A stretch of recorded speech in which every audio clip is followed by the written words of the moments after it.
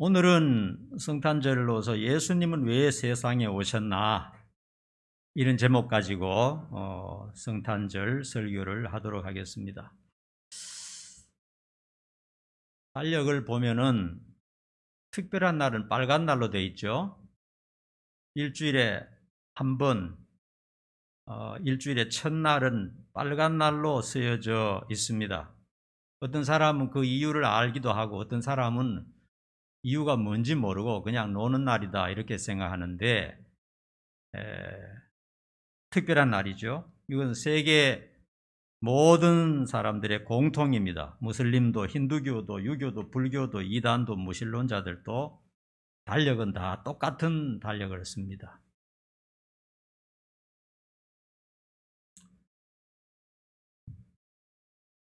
왜 빨간 글씨로 표시됩니까? 대부분의 사람들은, 직장 다니는 사람들은 빨간 날은 노는 날, 공무원들도 노는 날, 뭐 이 정도, 쉬는 날, 즐거운 날, 이 정도로 생각하죠. 그런데 우리에게는 그런 날이 아닙니다. 우리는 특별한 날입니다. 그렇죠? 주일이라고 부릅니다. 주일이 뭐냐? 주님의 날, 이런 뜻이에요.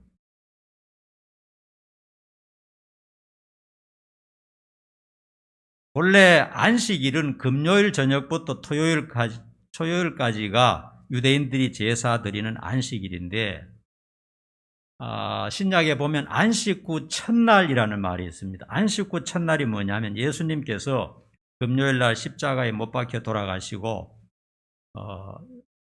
선데이, 일요일날 부활하셨어요. 그래서 주님의 날로 부르는 겁니다. 주님의 날. 주일은 주님의 날이다. 세상 사람들이 말하는 그냥 일요일이 아니고 그냥 공휴일이 아니고 특별한 날이다. 주님의 날이다. 이런 뜻입니다. 그래서 여러분 달력을 보실 때 빨간 날 보면서 주님의 날이구나. 이 날은 내 날이 아니고 주님 앞에 가서 찬양하고 예배하는 날이구나. 이렇게 기억하시면 좋겠습니다. 그리고 주일을 또 영어로 선데이라고 부르죠. 태양이란 뜻입니다. 태양은 뭡니까? 태양은 세상을 밝게 비추는 것 아닙니까? 태양이 없으면 모든 생명체가 일시에 다 죽을 것입니다. 이와 마찬가지로 예수님이 없다면 우리 인생들은 다 죽을 수밖에 없어요. 살 수가 없는 것입니다. 예수님을 통해서만 살 수 있는 것이죠. 주일날은 예수님의 날이며 예수님은 태양같이 세상을 밝게 비추시는 분이다. 그겁니다. 자, 역사의 수레바퀴의 중심에는 예수님이 계심을 우리는 너무도 잘 알고 있습니다. 세계 역사가 움직이는데 알든 모르든 그 중심에 예수님이 서 계시잖아요. 여러분들이 잘 아는 대로 AD는 주의 나이라는 뜻이죠. 주의 나이라는 뜻이고, BC는 뭡니까? 비포 크라이스트. 예수님 오시기 전이라는 뜻이죠. 알든 모르든 어떻게 세상 역사가 돌아가는 중간에 예수님이 서 계신다는 겁니다. 그래서 모든 인생들은 역사의 수레바퀴 중심에 계시는 예수님을 따라 같이 돌아가고 있어요. 나는 예수님과 상관이 없다 하는 사람도 그 역사에서 벗어날 수가 없는 것이죠. 특별히 성탄절에 대해서도 세상 사람들은 그냥 먹고 마시고 여행 가고 극장 가고 노는 날 정도로 생각하죠. 그러나 우리가 아는 성탄절은 하나님의 아들이시며 세상의 창조자이신 예수님이 죄와 저주에 빠진 인생을 구하시려고 인간의 몸을 입고 오셨다는 사실입니다. 우리가 성탄절 예배를 드리는 것은 바로 그겁니다. 노는 날이기 때문에 그냥 심심해서 예배 드리는 게 아니고 이 세상을 만드신 하나님의 아들이 우리를 죄와 사망으로부터 건져주시고 영생을 주시기 위해서 이 세상에 오신 날이 바로 성탄절이다. 이것이 우리가 성탄절 예배를 드리고 우리 예수님을 환영하고 찬양하는 의미인 것입니다. 답답하면 문 좀 열어놔. 빈 열고 문 좀 열어놔. 문 조금 열어놔 바랍니다.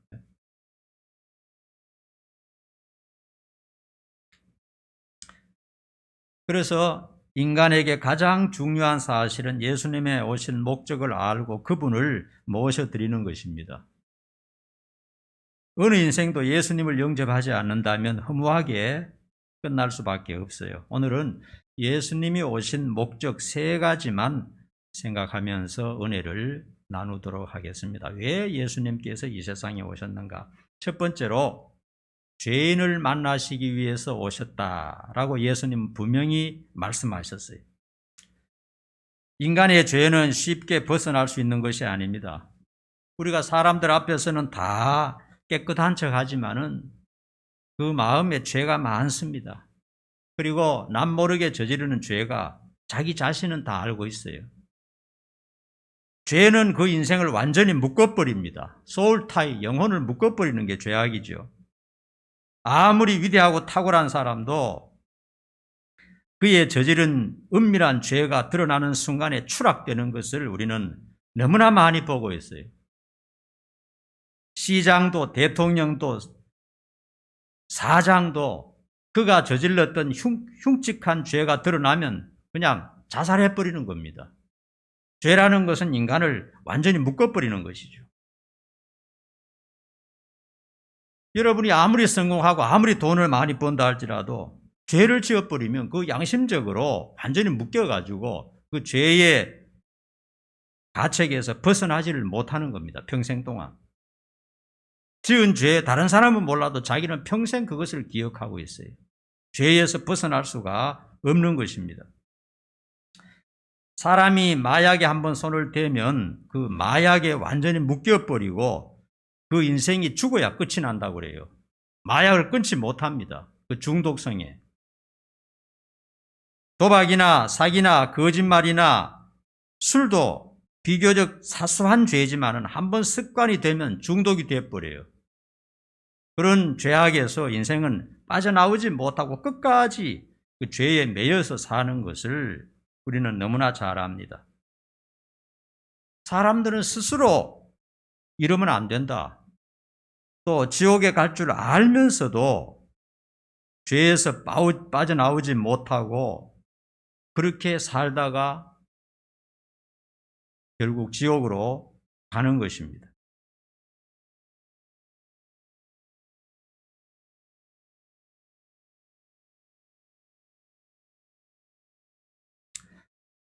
그 담배를 피우는 사람 보면 참 내가 밉게 생각해요. 술 먹는 사람보다 담배 피우는 사람이 더 미워요. 왜냐하면 길가에 가면서 그 담배를 물고요. 한 30분 동안 걸어가면서 계속 연기를 뿜어요. 거기에 애기들도 있고 여자도 있고 연약한 사람도 있고 목사도 있는데 자기는 그 멋이라고 해서 막 피워요. 자기 혼자만 힘드는 게 아니고 그 피우고 그냥 연기를 뿜고 그 다음에 아무 데 집어 던져버립니다. 너무 미워요. 사람들이 담배 피우는 사람들 너무 미워요. 혼자 조용하게 가서 이렇게 하고 쓰레기 처리하면 괜찮죠. 자기 차 안에서 한다든지 아니면 길가에서 그냥 돌아다니면서 그렇게 하니까 얼마나 많은 사람에게 피해를 주고 그렇게 하는지 몰라요. 그 사람들이 그 담배를 통해서 다음에 늙어서 큰 고통을 당하고 전부 암에 걸린다는 거 다 알아요. 이거 하다가 내가 큰일 나지, 큰 병 걸리지 하는 거 다 알면서도 스스로 거기서 빠져나오지 못하는 거예요. 모든 죄가 다 그런 중독성이 있다는 겁니다. 자기 생명을 죽는 줄 알면서도 계속 죄를 저지르고 나쁜 짓 하는 것이 인생이에요. 그게 인생입니다.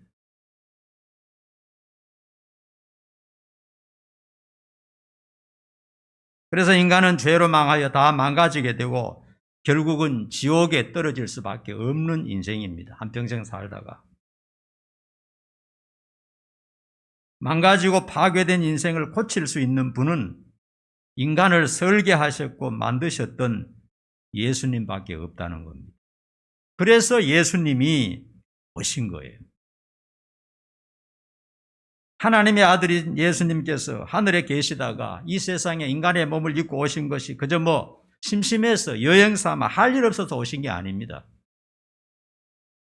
그 파괴된 죄인, 소망 없는 죄인, 죄에 묶여서 지옥 갈 수밖에 없는 불행한 인생들을 살리기 위해서 하나님의 아들이 이 세상에 오셨다. 그것이 바로 성탄절인 것입니다. 예수님께서는 의로운 자, 거룩한 자, 선한 자, 좀 더 나은 자를 만나기 위해서 오셨다라고 하지 않으셨어요. 예수님 말씀하셨습니다. 내가 온 것은 죄인을 만나기 위해서 왔다. 죄인을 만나서 회개시키고 구원시키기 위해서 왔다라고 분명히 말씀하셨어요.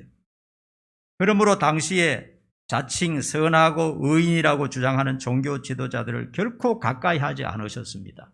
그러나 자신이 죄인이고 자신이 용서받을 수 없는 많은 죄를 범했다는 사실을 인정하는 그런 사람들을 주님께서 만나주시고 그들을 고쳐주시고 치료시켜주시고 회복시켜주시고 참다운 인간으로 만들어 주셨던 것입니다.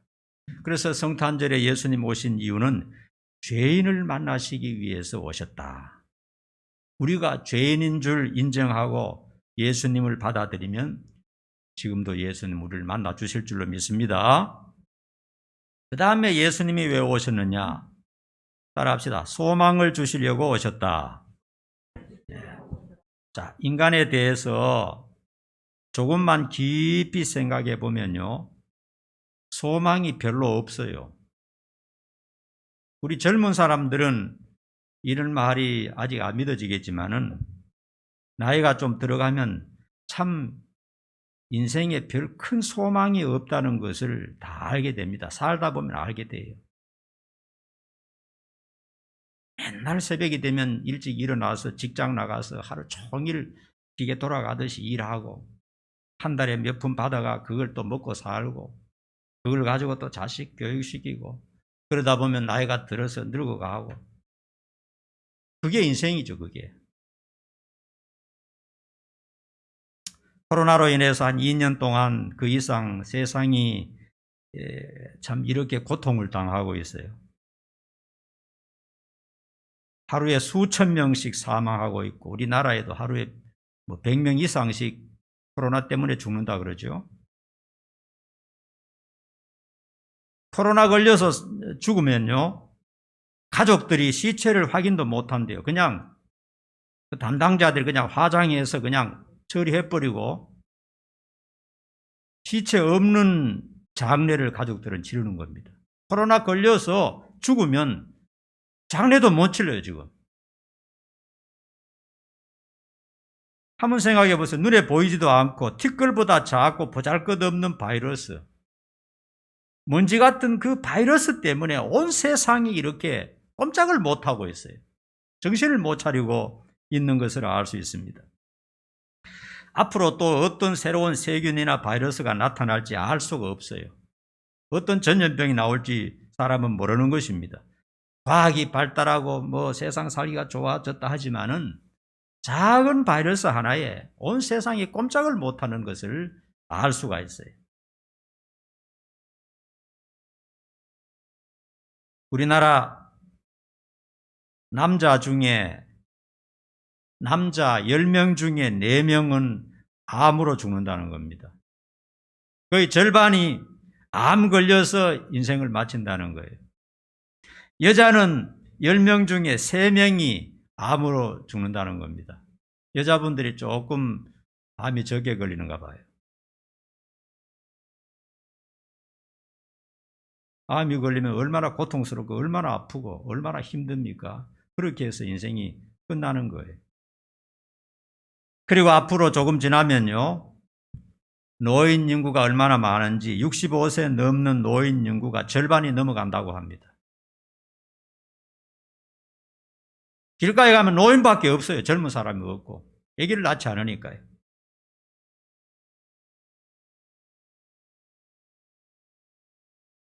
지금도 수십만 명의 사람들이 이런저런 병으로 대소변 받아내면서 누워서 죽을 날을 기다립니다. 너무나 불쌍해요. 나의 대소변을 다른 사람의 손에 의존한다는 것이 얼마나 인간으로서 참 참혹하고 참담하고 비참하고 슬픈 일입니까? 몸이 안 움직여지니까요. 수십만 명이 그런 식으로 지금도 죽을 날을 기다리면서 그렇게 살고 있어요.